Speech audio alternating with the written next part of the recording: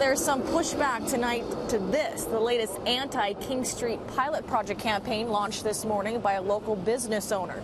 Some commuters say they're not only sick of getting an icy reception, but are also tired of seeing those now infamous middle finger ice sculptures that have been popping up here along King Street. So some commuters say they're now prepared to fight back with their wallets. And a warning, some of the campaigns featured in my story are not just controversial, some would even argue they're vulgar. They're insisting this pilot lasts for a year. We cannot afford it. I'm not misleading. Done. A morning news conference ends with the beginning of a new movement on King Street.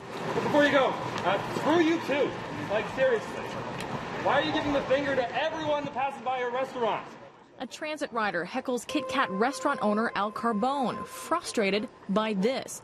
Carbone's previous anti-pilot project campaign that saw about a half dozen middle finger ice sculptures erected outside of businesses across King. Some saw it as a cold shoulder to the 72,000 commuters who use King every day. I'm just angry. I'm just angry. Every time I pass by that place and see the finger, I feel like they're giving it directly to me. Carbone, meanwhile, was there to unveil his latest social media campaign against the King Street pilot project. We'd like the mayor to reverse it immediately. It's hurting too many businesses all at once. Carbone encouraging people to use the hashtag #ReverseKingCarBan, a motto backed this morning by Councillor Giorgio Mammoliti as the political warfare over King Street intensifies. A movement that appears to be catching some pro-pilot King Street businesses in the middle. One restaurant owner refused to go on record today, citing fears of angering Ford Nation. Mayoral candidate Doug Ford, also a vocal critic of the King Street pilot project.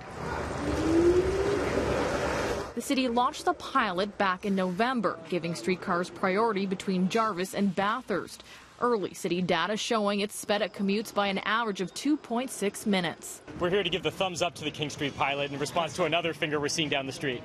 Today, a group of transit users launched their own hashtag, #KingEatsPilot, a grassroots movement that saw a dozen people invade this local burrito joint that took to Twitter to distance itself from the frigid finger sculptures. We're here supporting King Street businesses, all people who love transit, who actually took TTC from across the city to come here and support King Street.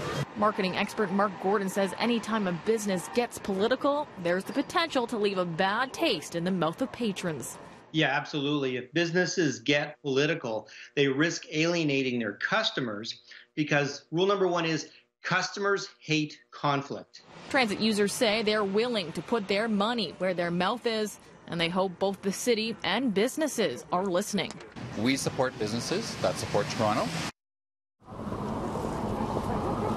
Now, some businesses have some numbers of their own. Some argue that their business has dropped as much as 50% since the pilot project came into effect in mid-November.